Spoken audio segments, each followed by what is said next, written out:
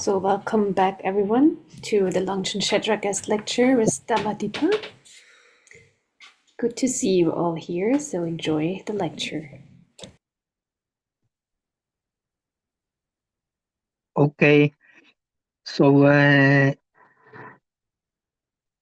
last time we were talking about the structure of the Saṃdhinirmocana Sutra, the sutra revealing the secrets, or also translated as sutra which unties the knots of the mind to bring us to the state of liberation. We have explained the arrangement of the sutra.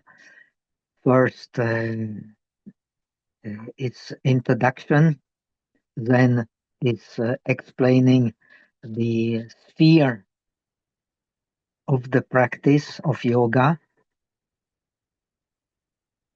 then the base of yoga, which is shamatha and vipassana, that is sixth chapter, explained by Maitreya, among the bodhisattvas, the greatest knower and the deepest practitioner of shamatha and vipassana. Then the continuation is the explanation of the practice of perfections, which makes a bodhisattva a bodhisattva. And finally, the realization of the bodhisattva, the non-dualistic realization, the representant of which is none other than the symbol of wisdom, of non-dualistic wisdom, the Manjushri. So the Saṃdhinirmocana Sutra is, I have chosen as a complementary to what you have been learning in the Shedra, because the Saṃdhinirmocana Sutra is quoted by also by Longchen and others as showing the actual inseparability of the conventional truths and the highest truths for supreme understanding of the Buddhist practice. If we disconnect the conventional truths through the highest truth, as is often done, but not always, in the tradition of the disciples, then according to this sutra and according to the deep understanding of non-dualistic tradition, of the Mahayana tradition, of the Bodhisattva practice, we cannot gauge the deep meaning of the Buddhist teachings, which in all tradition is explanation of the dependent origination being the actual state of all things, the actual state of the world. But the understanding of Buddha is the deepest understanding of the dependent origination. Due to this deepest understanding of the dependent origination, Buddha is the teacher of the disciples. Buddha is a teacher of the Buddhas for themselves, even though they attain ultimately the realization by themselves. And also, of course, he is a teacher of the bodhisattvas, of all bodhisattvas. There is no bodhisattva who has not been taught by the Buddha, especially by the knowledge body of the Buddha, the true body. The true body is the jnana chitta, the body of knowledge. This body of knowledge of the Buddha is a supreme because it does not increase, it does not decrease, it is omniscient, it appears in the worldly sphere, it appears in the sphere of the conventional knowledge, it appears in the sphere of the highest knowledge, it appears in all the phenomena that is in this scripture explained as Yavad Bhavikata znamena, in fact, all the phenomena understood in terms of the dependent origination. That is, in those phenomena, you don't find any true self. And not finding any true self, that means any non-changing principle, any self-existent principle in the world is Yavad Bhavikata. In the 5 skandhas, 5 aggregates, in the 6 inner bases and 6 outer bases, in the 18 elements, in all the elements of Buddha's teachings, you don't find any self-existent self. And that is Yavad Bhavikata. As far as one can go, you will not find any self-existent self in the world. Then you have the Yatha Bhavikata reality. That is the reality of suchness. And this reality of suchness includes everything. There is nothing which is beyond, which is not suchness, which, so to say, transcends suchness. So the Buddha has omniscience because he has this. Buddha's omniscience penetrates the world, the bhajana loka, the world as the vessel in which we beings, we need a vessel to exist.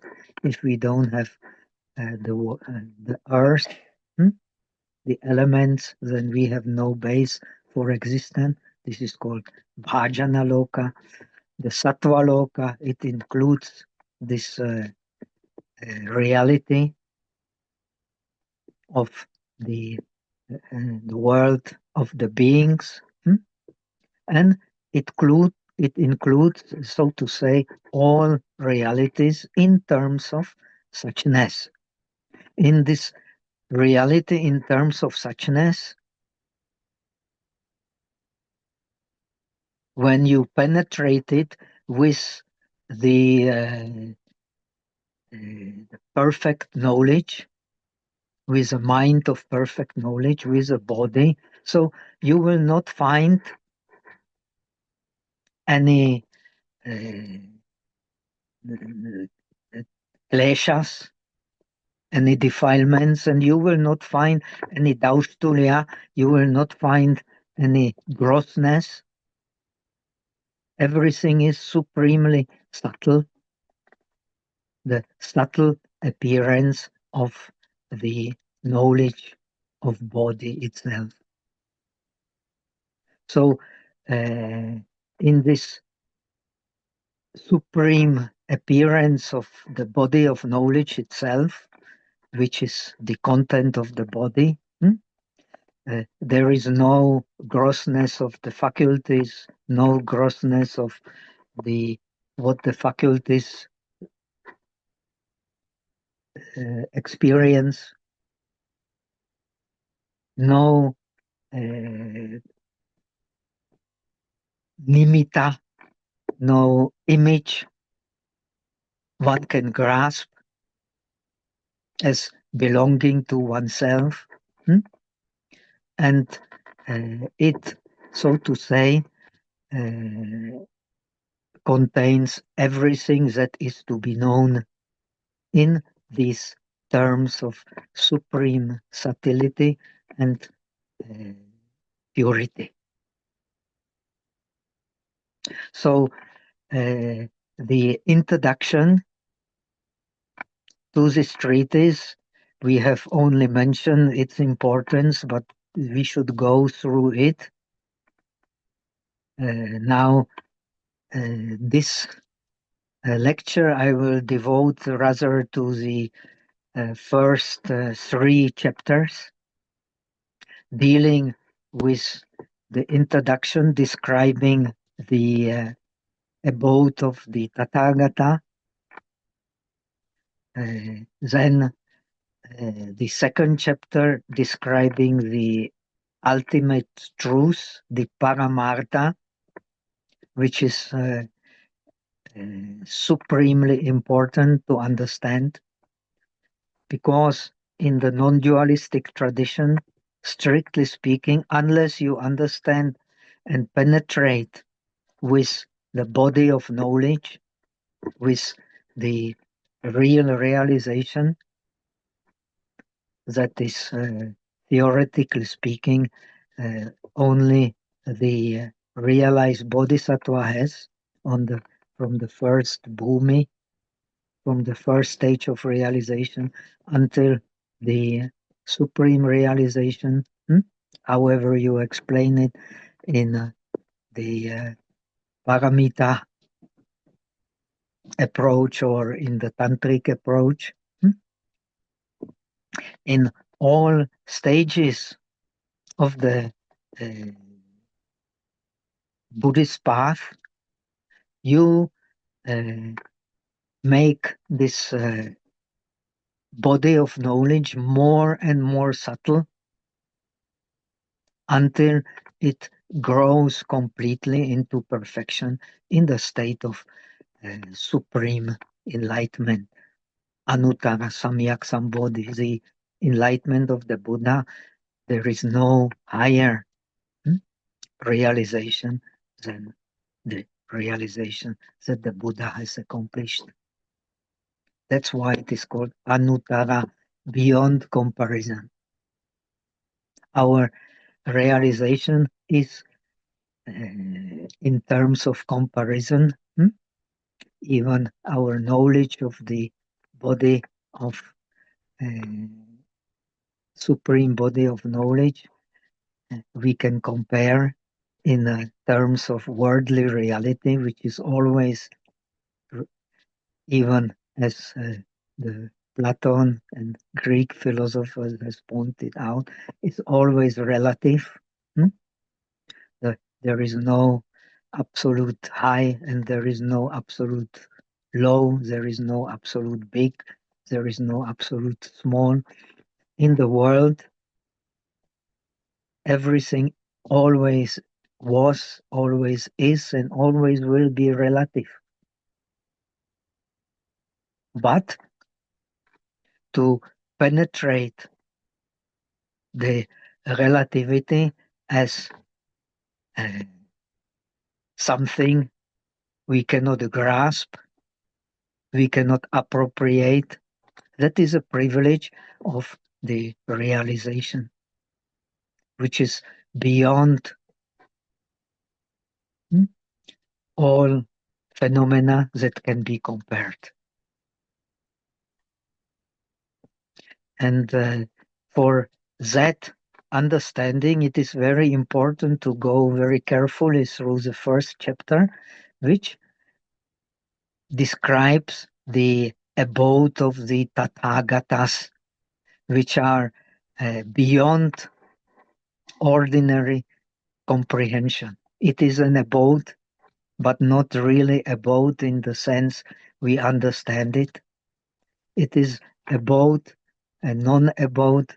It is non-abode and abode. Simply, it is that which in the tradition of Tathagata Garbha, and the Nigma is connected with this tradition of the natural Buddhahood. It is something which is the highest meaning, which is the highest happiness, sukha, which is in fact not self, but the supreme self, the supreme good beyond comparison. And that is the abode of the Tathagatas. And this abode of the Tathagatas, according to the tradition, has three perfections, which are represented by the three bodies of the Buddha.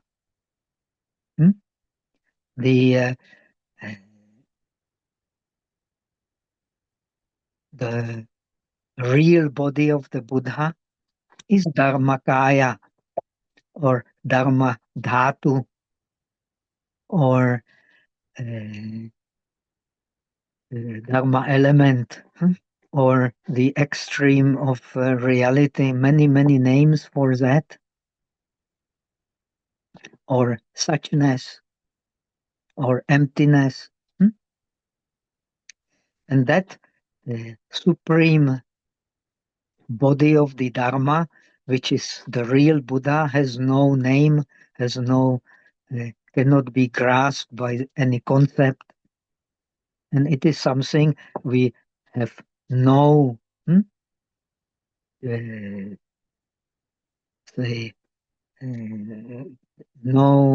reason can comprehend. It is beyond comparison, beyond name. And that which is beyond name, beyond comparison, no reason can understand. It can be understood only by direct realization. Then the Buddha has a perfection of the Sambhogakaya, of the body of enjoyment, which the bodhisattvas learn to understand and to practice. It is connected with the supernatural powers, and it is connected with a great compassion, which is the means for realizing the body of enjoyment, because that body of enjoyment is the symbolized by the purity of the mind. And the abode of the Buddha, which the bodhisattvas can see, especially the realized bodhisattvas, the non-realized bodhisattvas approach it by faith. This the body of enjoyment of the Buddha is the pure land where the Buddha and the bodhisattvas dwell. And it has the aspect of the enjoyment for oneself, which is all the accomplishments in samadhi, and the accomplishment for others, which is manifesting by all kinds of skillful means the ultimate purity of the mind, the manifesting the what is in Pragya Paramita Sutras, in the sutras of the highest wisdom, called Apratishtita Nirvana, the non-established Nirvana. In non-dualistic Buddhism, we have two basic nirvanas, just like in the teaching of the disciples, the nirvana with rest, that is the arahat. Buddha is also an arahat, that is the arahat before death. And we have with rest, which is the 5 skandhas, without which no beings can appear. And that is the nirvana with rest. Then you have the natural nirvana. This is the peculiar teaching of the highest wisdom, of the non-dualistic wisdom, and the realization of this natural nirvana is the practice of not dwelling. Not dwelling, by not dwelling, especially not dwelling in the mind and the appearances of the mind, is the means of attaining the Pure Land, through which the Buddha can manifest the truth of the Dharmakaya, of the body of knowledge, of Dhyana Chitta, which does not increase, does not decrease, and which is omnipresent. And then we have the Nirmanakaya. Buddha has a perfection of Nirmanakaya, the 32 signs of a perfect man, Uttama Purusha, and the 80 secondary signs of the supreme yogi, supreme man. They are common with Hindu gods. The Buddha has them also, and that is the highest achievement which even beings can see, non-enlightened beings can see, which is the Nirmanakaya, the created body. That created body is created by causes and conditions in ordinary sense. This enjoyment body is created by causes and conditions, not in ordinary sense, but by the virtues linked to supernatural powers, to samadhi, and to the great compassion, which is particular for the practice of the bodhisattvas. So let us read a little bit. We have last time we have said that actually in Sanskrit language the yogi or the great practitioner is called Kavi, the poet, and that is why most of the sutras, especially the Mahayana sutras, they are practically written in a very rhythmical, poetic language. Unfortunately, at present, we only, as far as I know, we don't have the original Sanskrit, but even the Chinese version, I cannot appreciate. The Tibetan is very, very poetical. So all these descriptions, they are with very presented with very poetic language. So it is said, thus have I heard. That means who has heard the Ananda. It brings us to the historical perspective of the sutra. According to historical perspective of the sutra, it was taught in Vaishali, but it was also taught in the Pure Land,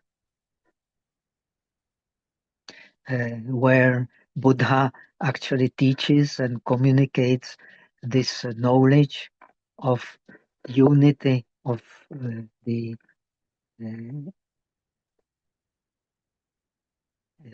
highest truth and the relative truth, which is the essence of the Nyingma teachings also that you have been learning in the Shedra. He is teaching also in the Pure Land. And this Pure Land is here described. It is a Pure Land of the mind. Actually, according to these teachings, that's why it connects us to what you are learning. This Pure Land of the mind is also the Pure Land of the beings, and the Pure Land of the beings is the Pure Land of the world, because without the mind there is no world. Without the world there is no mind, as far as we cannot imagine a world without the mind, because all that we know, we can only know through the mind. And all beings, same like us, they know through the mind. So the mind is our world, and the world is unseparated from our mind. This is the basic premise. And the true mind is, in this tradition, the mind of the Buddha, which the bodhisattvas realize. It is a non-dualistic mind. We are all, whether we like it or not, we are all connected to the dualistic mind. This non-dualistic mind, at first, we have to realize by faith, by practicing the faith. That is, for practicing the faith correctly, we need the right motivation. That's why the Bodhisattva path starts with giving rise to bodhicitta, which we step by step actually realize. The bodhicitta is nothing else but the true mind, the non-dualistic mind. So the Buddha actually dwells in this mind, which is here described as the palaces, same like in Amitabha Sutra, which is so popular, especially in Chinese tradition. In fact, inseparable from the Bodhisattva tradition in general. Even in Tibet, the Amitabha is the symbol, and his land is a symbol of this purity of the mind in which the realized Buddha dwells. And this purity of the mind is composed of all kinds of yuhas, all kinds of ornaments. and their perfection is, the scripture says, is unspeakable, and it is transcending everything we can experience in the three spheres of the world, in the sphere of senses, in the sphere of the subtle forms, and in the sphere of non-forms. And these, it says, these structures of jewels in which the mind of Buddha dwells is the result of his practice of perfections, which he has accomplished, the worldly perfections and the supermundane perfections. Worldly perfections are for the guiding the beings, and supermundane perfections are for dwelling in the supreme reality, which both belong to this pure mind, which is, in this tradition, the scripture says, it is the freedom of the mind. The Buddha's dwelling is the freedom of the mind. It is the supreme freedom we sentient beings can aspire for. So this realm of Tathagata, the realm without inflow and outflow of impurities, is, the scripture says, is the dwelling of innumerable bodhisattvas, and also the dwelling of innumerable beings. So all these mythical beings, the Gandharas, the Garudas, Kinnaras, and so on, all possible forms, the human and non-human, they are in this sphere, they are, so to say, they are fed by the joy of Dharma. This pure land creates in beings, human and non-human, the joy of Dharma. And everybody who puts these pure structures into mind can live then in this joy of Dharma. That is their function, to bring this joy of Dharma into the mind. And these structures of the pure land of Tathagatas, they appear in order to benefit the world, the bhajana loka, and in order to benefit the beings who cannot live without the world. And so that it removes all the impurities which invade the mind, through which they see the world. This is called paryavastana, the imperfections. They purify all the imperfections, like ignorance, avidya, like the karma, which is a source of imperfections, like the imperfections of birth. All these imperfections, the function of these pure structures, pure lands, is to purify them, so that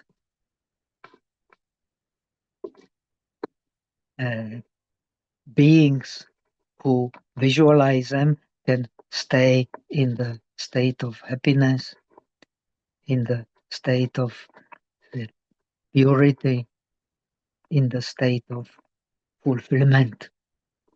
And it also describes a way to attain these pure structures of the dwelling of Tathagata Vihara. It is the great, not ordinary mindfulness, but the great mindfulness. This is very important to understand. Normally we speak of mindfulness, it means the essence of mindfulness, as Abhidharmakosha explains, is the body, sensations, the mind, and the mind objects. But here, the great mindfulness means the non-differentiating wisdom. It is not ordinary mindfulness. It is a mindfulness of the non-differentiating wisdom, of the wisdom which leads to the understanding of nirvikalpa jnana, of the knowledge without differentiation, which equalizes all appearances of the mind inside and outside. This is, without this great mindfulness, we cannot have approach to the Pure Land, the structures of the Pure Land.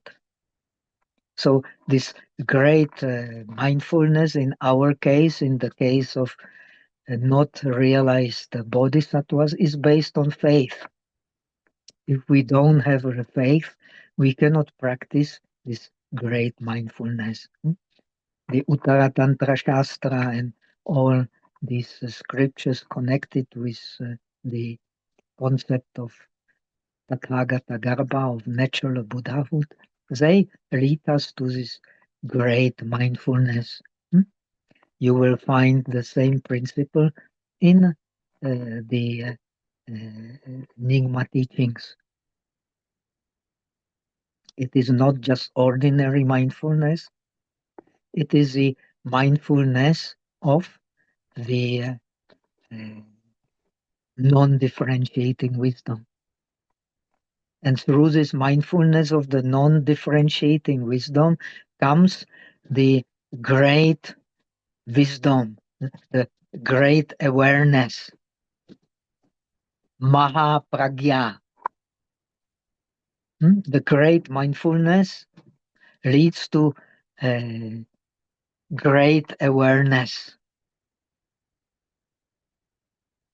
And the great awareness brings us to the great bhavana, to the great meditation practice.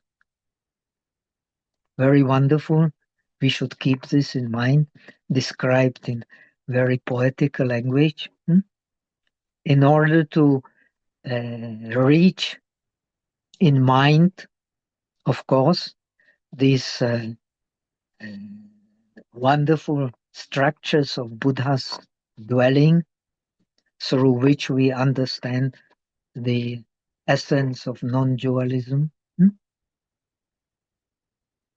is the great mindfulness. This great mindfulness, the commentaries connect with the wisdom from hearing, Shrutamaya Pragya.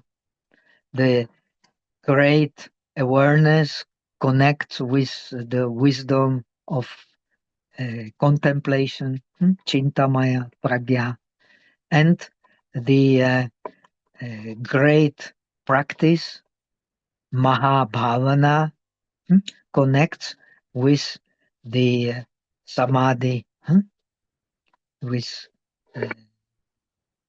the Bhavanamaya Pragya.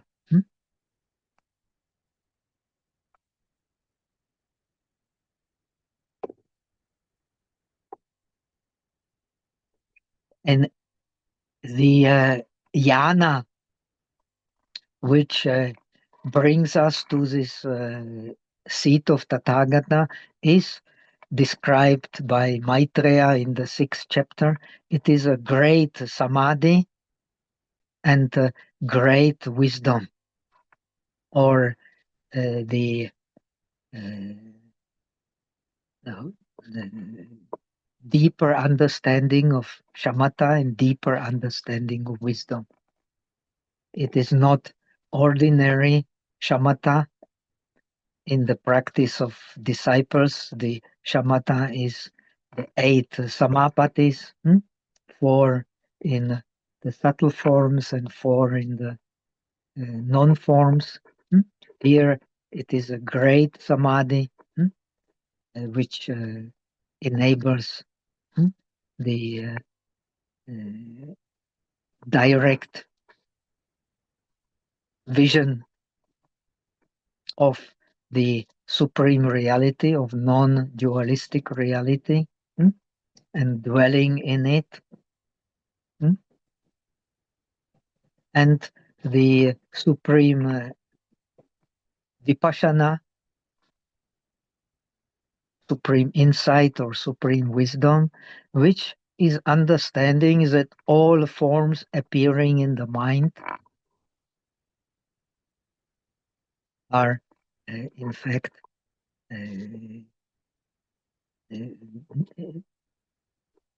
like Maya, like they are not real, cannot be really grasped. So this is the supreme jhana. Through samadhi, we get the direct experience of the mind which does not move, because this supreme knowledge of the Buddha also does not move. This Dharmakaya, this emptiness does not move. Yet it is not hindered by movement. And the Vipassana is a movement, but the movement understood from the point of view of that which is empty of any real or non-real, and empty of all opposites.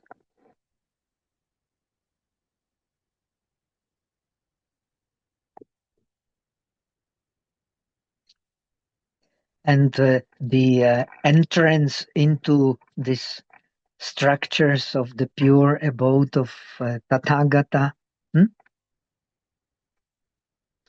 that is the 3 kinds of samadhi explained in all Buddhist traditions, but in a slightly different way, or 3 kinds of liberation, of vimoksha or vimukti, liberation by emptiness, shunyata vimoksha. The shunyata vimoksha is based on contemplating non-self. The liberation by transcending all signs of the objects, that is animita vimoksha. All signs of the objects means the grasping to the sign of male or female, big, small, and so on, of past, present, future, and all the contraries. That is the animita vimoksha. And the apranihita vimoksha, that is based on samadhi, which is free from all desire. Desireless samadhi is the liberation of being free from all desires.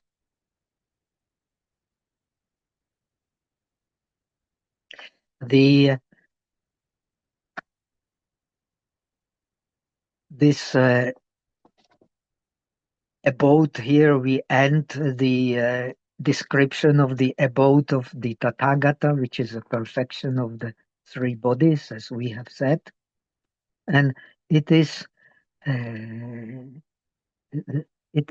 in as described so often in all tantric teachings, it is in the middle of the most beautiful, most supreme of all the lotus flowers that arise from the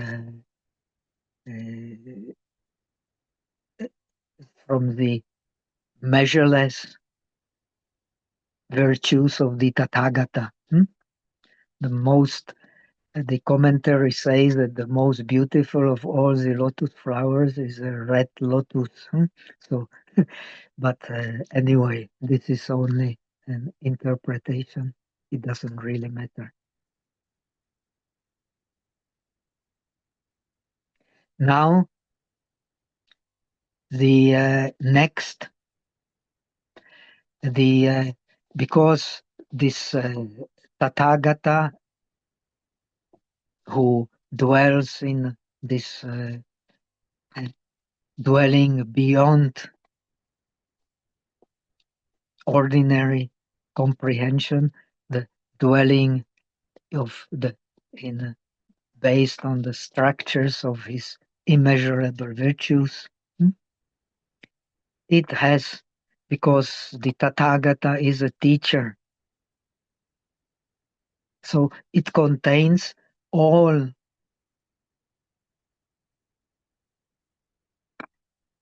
virtues. The virtues, the text describes 21 virtues of the Tathagata,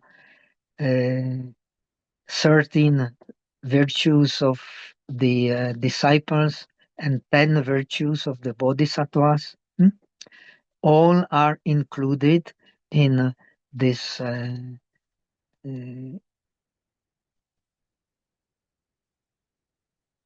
dwelling of Tathagata,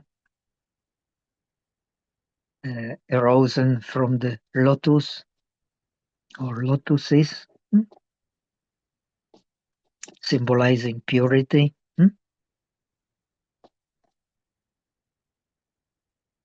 So first 21 virtues of the Tathagata, of the Buddha himself. We probably don't have time to go in detail. Let us take the most important ones. It is the most pure. It is the non-dual. It reveals the nirvana in all objects. It is equal in all phenomena, so it penetrates all phenomena without any obstacle. That means it has not connected with any habits of beings which prevent us from seeing things inseparable from the Dharmakaya. And it is connected with the Dharma of the Tathagata, which is unbeatable by any other Dharma, any other teachings. It is untouched by all the worldly imperfections, and it is incomprehensible by worldly mind, as it is completely equal and penetrates all the worlds, and it is beyond all obstacles, so it is not connected with any doubt. And the Ācāra, how to say, the conduct of the Buddha is connected with this knowledge, so it penetrates everywhere.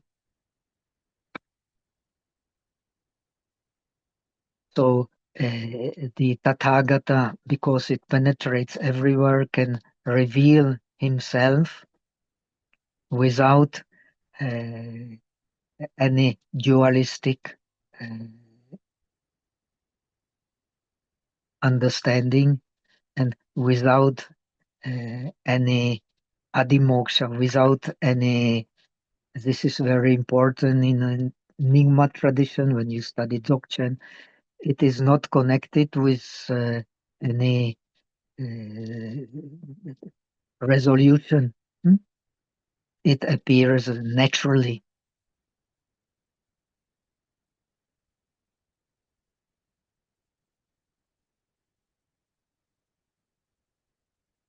So this knowledge of the Buddha is what the bodhisattvas strive for.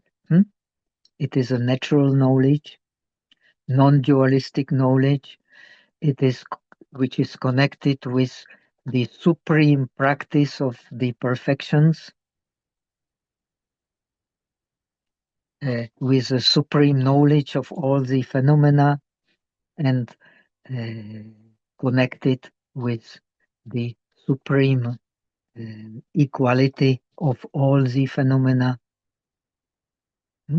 That is the nirvikalpa jnana, the knowledge without the differentiation.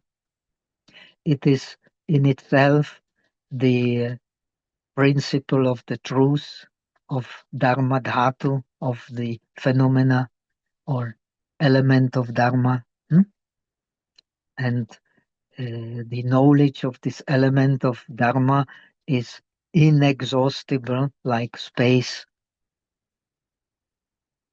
and therefore its virtues are inexhaustible. These are, in short, the virtues of the Buddha. Then come the 13 virtues of the disciples. The Buddha is, of course, the teacher of the disciples, and all the disciples depend on the teachings of the Buddha. Without the teaching of the Buddha, they can never become disciples. And these teachings of the disciples indeed also, this Saṃdhinirmocana Sutra is directly linked to Lotus Sutra. All these teachings of the Buddha, they are most wonderful teachings, the supreme teachings, but ultimately they only lead to one reality. There is no other reality. This is also the teaching of the Saṃdhinirmocana Sutra, and this is also the teaching of the Dzogchen. Ultimately, there is only one reality. This reality is spontaneous. This reality is without determination, without resolution. But without resolution, that is a paradox. We cannot attain this reality. So as long as we are not in this reality, we are, so to say, and this is especially well explained in the Zen tradition, we are always in a kind of a paradox. We find ourselves, you will find it even in the teachings of the disciples, on the edge of the sword. What is being on the edge of the sword? We always bound to make a faux pas, bound to make the wrong step and appear again in the imperfection of the dualistic mind.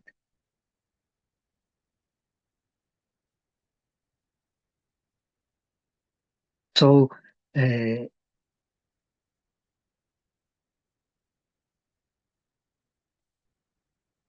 so these Shravakas, they have also the understanding of the relativity, understanding of the dependent origination.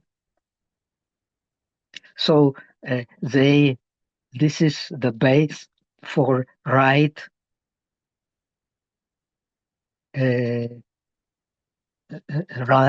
liberation, which can be only attained by right practice of the ethical discipline of concentration and wisdom.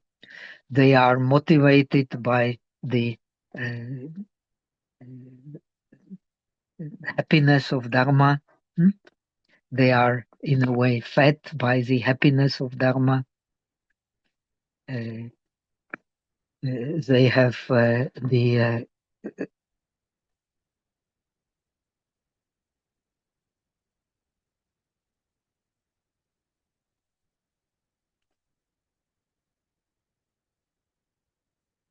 they have the knowledge of the non-attachment. So that's why they have the great wisdom, the wide wisdom, the wisdom which is not comparable with any other wisdom in the world, because it is based on understanding of relativity of all the appearances. So they have this jewel of wisdom, and they have also the triple higher knowledge, the knowledge of the past lives. They have the knowledge of the divine eye, through which they can see how we beings are reborn due to our karma. And they can also have knowledge that their defilements, kleshas, have been removed. Just like the Buddha. So, and their senses, they have been appeased, and therefore they become the supreme field of merit in the world, as they are perfect in the relativistic teachings of the Tathagatas. But from the point of view of Bodhisattvas, this relativistic teaching of the Tathagatas will never be perfect without the non-dualistic understanding, which only as such can be measureless. Whatever is dualistic can still be subjected to measure. So the next 10 virtues of the Bodhisattvas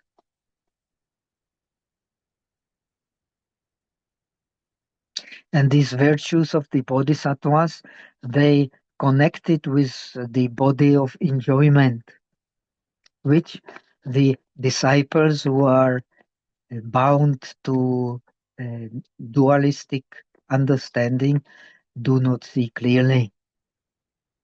They need Buddha, as Lotus Sutra explained, to open their eye of supreme wisdom, like Subhuti, Sariputra, according to the sutras of supreme wisdom. finally also open the eye of non-dualistic wisdom, which is the only supreme wisdom.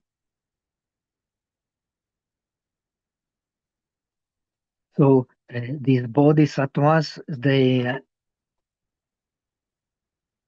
fare in the different stages of the realization of non-dualistic teachings, from the stage of resolution, connected with the practice of faith, and to deeper and deeper understanding of the suchness, which is connected with the sameness of all the phenomena. From the point of view of suchness, emptiness, all the phenomena are ultimately same, not truly differentiated. There is differentiation in non-differentiation. There is non-differentiation in differentiation. In this kind of magic world, the bodhisattvas move. So they are understanding differentiation through non-differentiation, and understanding non-differentiation through differentiation. So due to this supreme non-dualistic knowledge, they can tame all kinds of maras, even those which the disciples do not confront, because they do not cling to any vitarkas, any thoughts, and they do not cling to any dualistic teaching of a real object and subject, which is the right view of the disciples. That's why they can enjoy the supreme joy of Dharma, not only limited joy of dualistic vision, and thus they are beyond all manifestation of fear, because they don't want to remove any samsaric existence, and they do not want to achieve any nirvana. They just want to realize the true non-dualistic state of all phenomena. So by this effort, they become anivarta. They cannot be turned away from their faith and from the realization of their faith.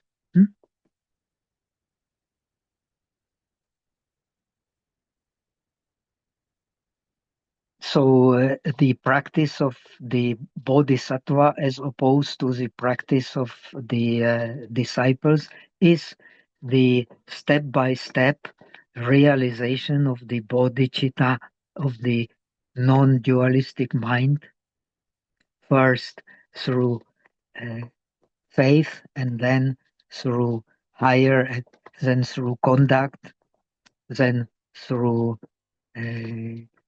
the removing obstacles, and through dedicating merits for the benefit of all beings, to the real direct realization of the non-dualistic state of all phenomena, which they realize step by step until the perfect Buddhahood. This is their conduct, based on understanding the vihara, the dwelling of the Buddhas, which is dwelling, no dwelling, which is a dwelling, a perfect dwelling. Now come the names of those bodhisattvas, and they are the names of all the bodhisattvas which appear in the Saṃdhinirmocana Sutra. They are, we will confront them in the following 7 chapters. So now we come to very important chapter on the highest truth. Unless we understand this according to the Bodhisattva teaching, according to the non-dualistic teaching, we cannot understand. The peculiarity of Buddhism is that we cannot understand the supreme reality, the paramartha, the supreme truth, without having penetrated the conventional reality. Penetrated conventional reality with the practice of shamatha and vipassana and of the perfections. That is same in all Buddhism. But in this tradition of the bodhisattvas, actually even the Shravakas, like in the Sutras of Perfect Wisdom, Subhuti, who is also the Shravaka, also disciple, teaches this non-dualistic wisdom to disciples, gods, and all kinds of creatures. And with the permission of the Buddha, anyone can actually have understanding of this non-dualistic wisdom, which is a true wisdom. All the other means, and they are conventionally, according to Buddhism, 80,000 different methods the Buddha has taught to bring us to the realization of the body, and the body ultimately is the state of the knowledge of the Buddha. There is no other body in this tradition. And in order to get the non-dualistic realization, which is different from the realization of the disciples, it is not by right view and right thinking, which is still connected with the real objects. It is connected with understanding of the highest truth, which is not connected with any real objects we can grasp, real objects we can know through names or through differentiation. So this is a difference between the path of the bodhisattvas and the path of the disciples. The path of disciples is correct. We definitely need also the right opinions in terms of relativity. We also need to have some knowledge of the right thinking. We cannot jump over it, but the emphasis is that we cannot understand the world that is relative, that is conventional, that is understood by differentiation, without having actually penetrated the highest truth, which is beyond the differentiation, beyond names, beyond concepts, beyond thinking. So that is why we have to know the highest truth, which is the suchness, emptiness in a non-dualistic sense, which has, according to the scriptures of Mahayana, 5 characteristics. It has no name, no sign of the object, because they come from the names, from the pictures. It is non-dualistic. It is beyond thinking, beyond vitarka and vichara. It is beyond any fruit that can be grasped. So it is beyond any idea of oneness, of monism, or of pluralism. It is beyond anything we can explain by pure rational thinking based on opposites, because it is of one taste, eka rasa, and this one taste is beyond the opposites. What is to be realized is a reality beyond the opposites in order to realize the relative reality. So the order here is in a way reversed. We can only understand the conventional reality when we have understood the highest reality, which is of one taste, beyond comparison, beyond opposites. And only that reality can be omnipresent and can become the object of the supreme body of the Buddha's knowledge, which is omnipresent, immeasurable.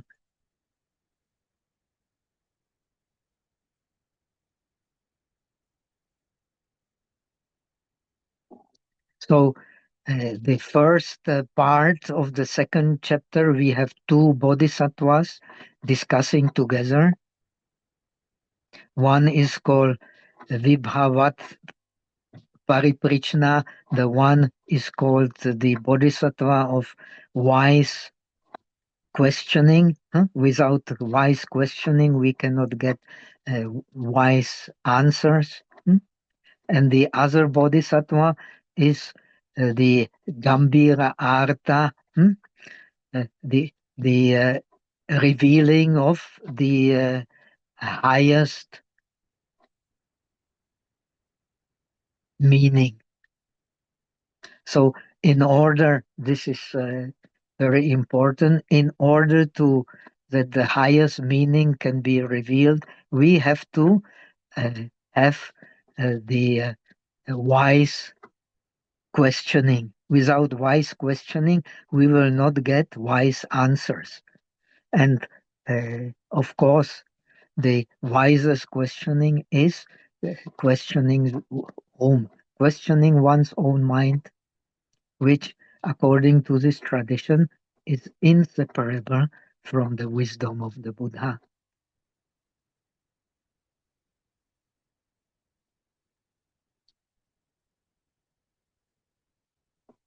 So the question is, what is non-duality?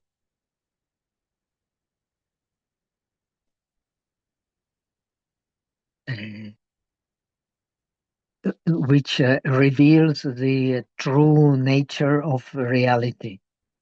Then the answer is there are 2 kinds of the dharmas, of phenomena, the created phenomena, samskrita, and the non-created phenomena. And we come to paradox. The non-created phenomena are not really non-created phenomena. The created phenomena are not really created phenomena, because all that is a comparison is we will find a little bit similar ideas in Platon. All that is relative cannot be grasped by the supreme mind, which is for the Greeks the soul, but here it is the non-dualistic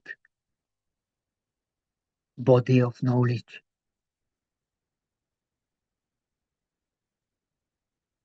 So the deep meaning Bodhisattva explains that these terms, in terms of comparison, they are all terms which are used by the Buddha, concepts used by the Buddha to lead us, and they are, so to say, the artificially created concepts.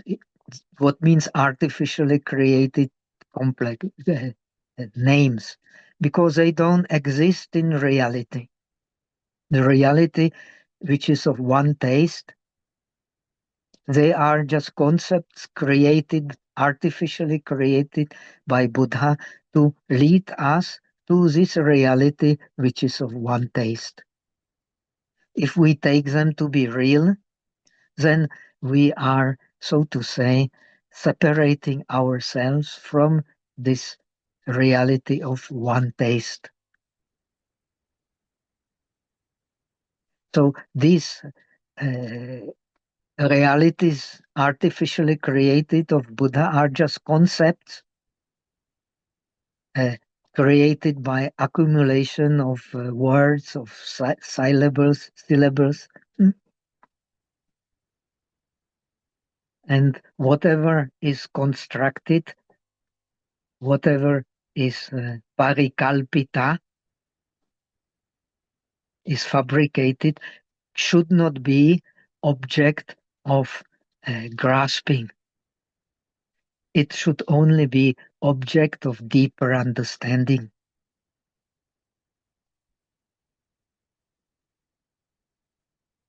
So whatever is small, whatever is big, whatever is in terms of any comparison, cannot be taken for expressing something real.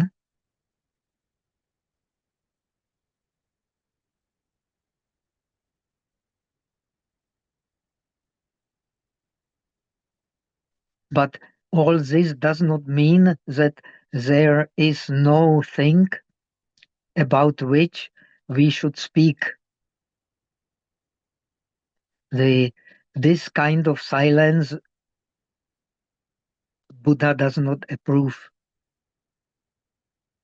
The only silence based on direct understanding, like the silence of Vimalakirti, which, so to say, reveals the highest reality without the words, based on realization, not on words. That is a true silence. And this true silence is not separated from what we should talk about it, but it cannot be grasped by all that we talk about. And that thing which cannot be grasped by ordinary mind is what all those who have Arya Darshana, who have a direct noble realization of the non-dualistic reality of one taste, which is free from words and free from concepts. Yet we definitely need concepts, we need words to lead us to this reality. This is also what the Nagarjuna actually is teaching. The limits of the nirvana are also the limits of the samsara. The limits of the samsara are the limits of the nirvana. We cannot separate them, but we cannot understand their unity by just rejecting all the vikalpas, all the constructions. We have to understand them as also neither same as the constructions nor different from the constructions, because ultimately the one taste is just one taste, and it is one taste because it does not reject, as a Buddha has taught. I do not reject what the opinions of the wise men about the world, what the wise men say about the world. I also say about the world. What the wise men do not say about the world, I also do not say.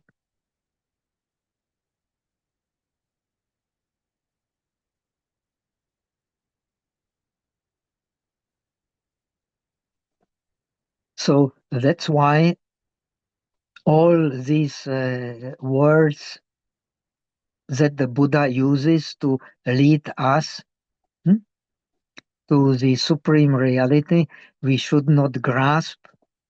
Even in the teaching of the disciples is the simile of the raft. The teaching of the Buddha is just a raft to take us to the other side. When we have reached the other side, the reasonable man will not carry this raft which enabled him to reach the land without stress, without suffering, will not carry it with him. So now comes the very wonderful comparison, which comes also so often in the sutras of the highest wisdom.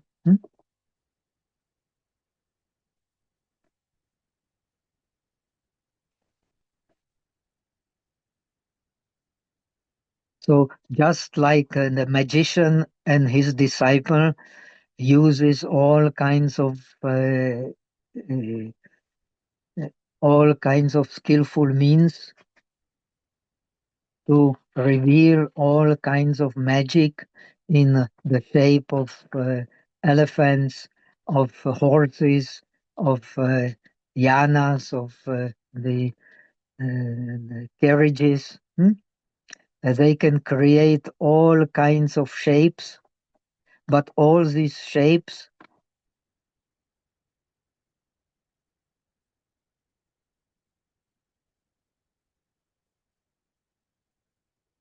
only the non-enlightened man will take them of something real. The one who has deep knowledge of the one taste reality as it is, they will not grasp. So having understood the Maya, the the reality as being the product of the magician, our mind is the magician, will not argue and will not be grasping for views. He will try to see reality as it is. So those who have not penetrated, we have a very wonderful comparison also in the Yogācāra Sūtra, which is the base of the Zen teachings. Actually, we beings, we are like actors on the stage when the audience has penetrated the mask. In Latin, the mask is called persona, or the person. When the audience has penetrated the mask of the actor, so the actor becomes ashamed and leaves the stage. So this is very deep comparison in Lankavatara Sutra. Here we have another version of it. The one who has penetrated the magic of the mind, he does not hold to the views. And one who has not penetrated the magic of the mind, he holds to the other views. This is right, that is wrong, that only this is right, that must be wrong. And he gets angry with what is wrong. But the being who has direct experience of the magic, who has penetrated that all that is just creation of the mind, it's a Maya.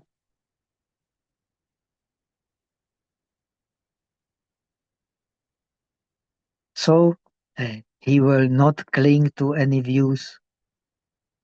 So he will not cling to any opinions about what they have heard, what they have said, what is truth and what is not truth, what is truth and what is illusion. They will not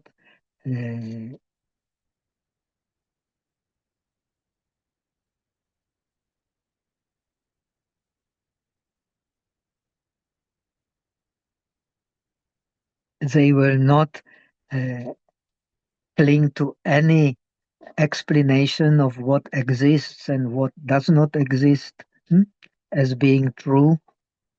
They will understand that we will find in the scripture later that they only see things as sadrisha. They only see things as similar to that. Very wonderful expression, sadrisha, similar to that. They are similar to what they appear, but they are not what they appear.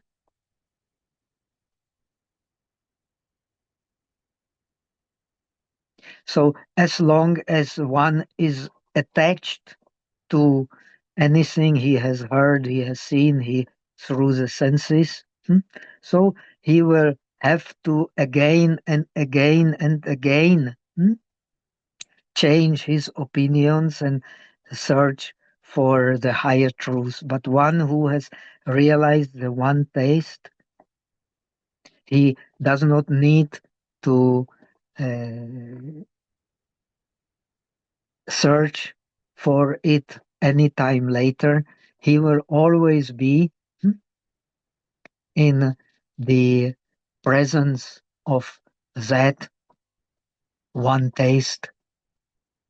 It does not mean that this searching for the truth is bad, but it is always searching for something, as also Platon has said, is something of opinions which are never a reality. The small can never be a reality, big can never be a reality, pure can never be a reality, impure can never be a reality. Whatever is changing, it's like a reality, but never true reality.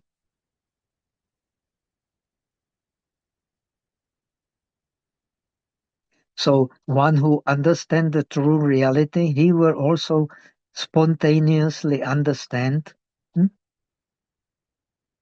that the relative reality is something we should not cling to. Yet we have to live with it, we have to understand it, we have to contemplate it, but contemplate without attachment. That is the characteristics of the realized being.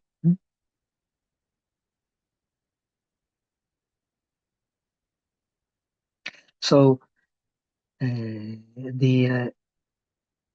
those who operate in terms of this relative, they will always have to investigate again and again and again, and will never find the satisfaction in it. But those who have direct knowledge of one taste, they will investigate, they will think, but they will not grasp to it. So they will remain in, they can remain in the state of satisfaction. Only in this reality of one taste, in the non-dualistic reality, one can directly experience that which one cannot lose and which one cannot search for.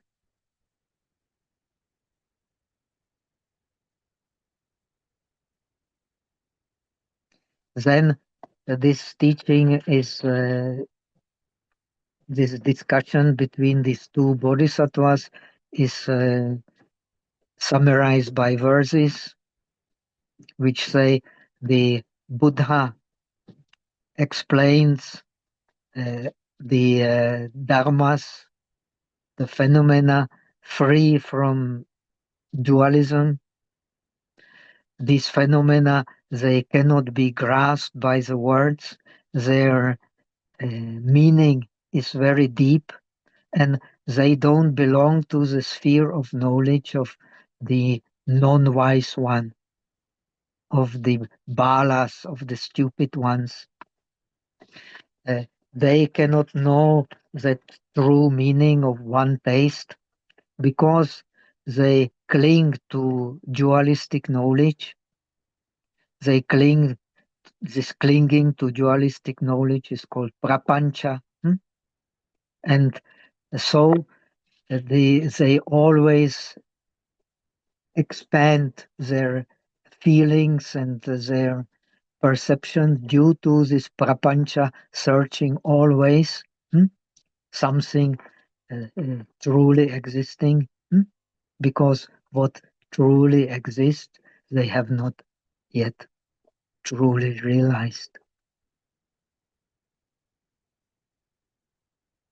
So this prapancha, this searching, is based on the false idea of true existence and of differentiating due to the illusion of true self-existence, which brings us to the holding to the phenomena, which in fact are just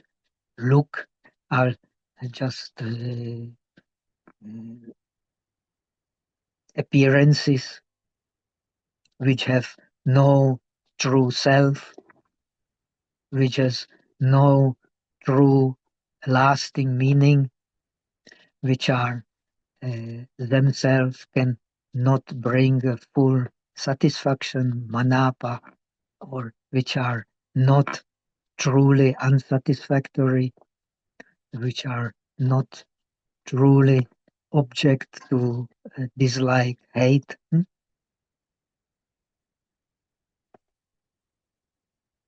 So we come to the teachings of the next part. There are actually 4 parts in the second chapter. We will cover them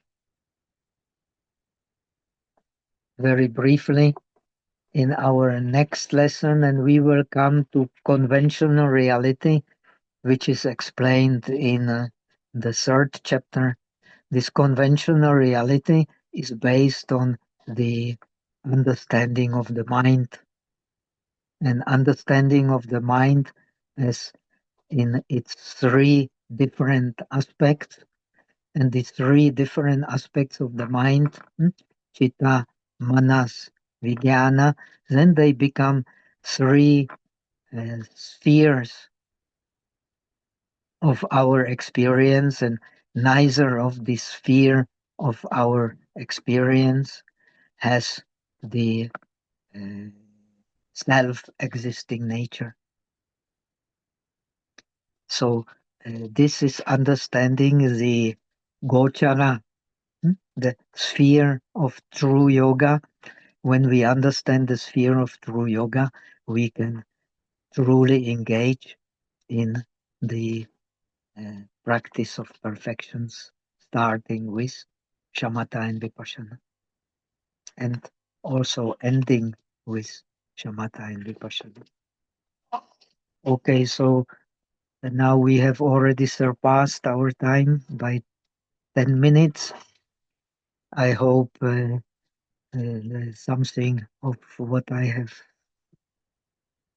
exposed is meaningful and will be complementary to what you have been learning in the framework of the Shedra teachings by Dolpo Rinpoche.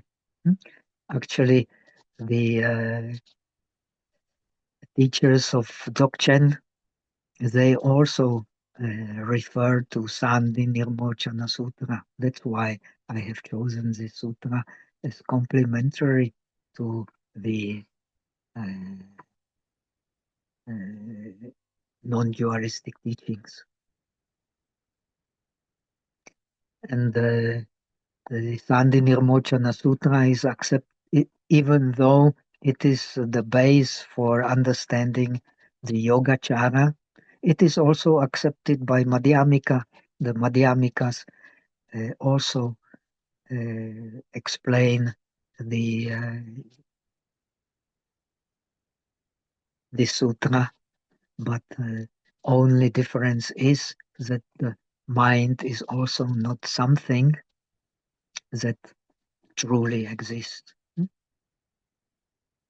For most of the Yogācāra, the mind, you have to establish the mind in order to establish emptiness. But this is even within the Yogācāra, you have different explanations, and that would take a long time to explain. According to experts, there are even 16 different approaches to understand mind only. Some very close to Madhyamika, indeed, actually practically identical with Madhyamika. Okay, so let's transfer merits for the benefit of all sentient beings. May all sentient beings benefit from this non-dualistic teaching, which is not contrary to any other teachings at all. Actually, according to the teachers of non-dualism, they are whatever concept we have. They are very, very useful, the non-dualistic teachings, to digest them correctly.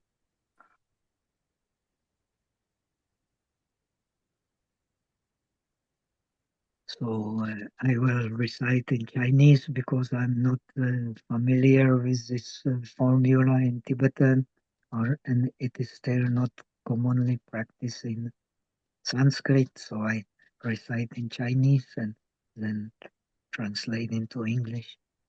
愿以此功德，不计一切，我等一众生，皆空成佛道。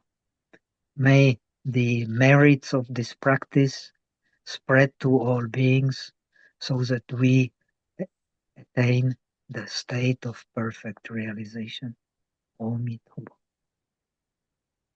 Okay, have a nice weekend, and See you next week. Thank you so much for this wonderful lecture. And yeah, so everyone, next weekend, Saturday at 10 a.m., same link, back here. Okay, bye. Bye. Bye. Thank you. Bye. You Thank bye. you.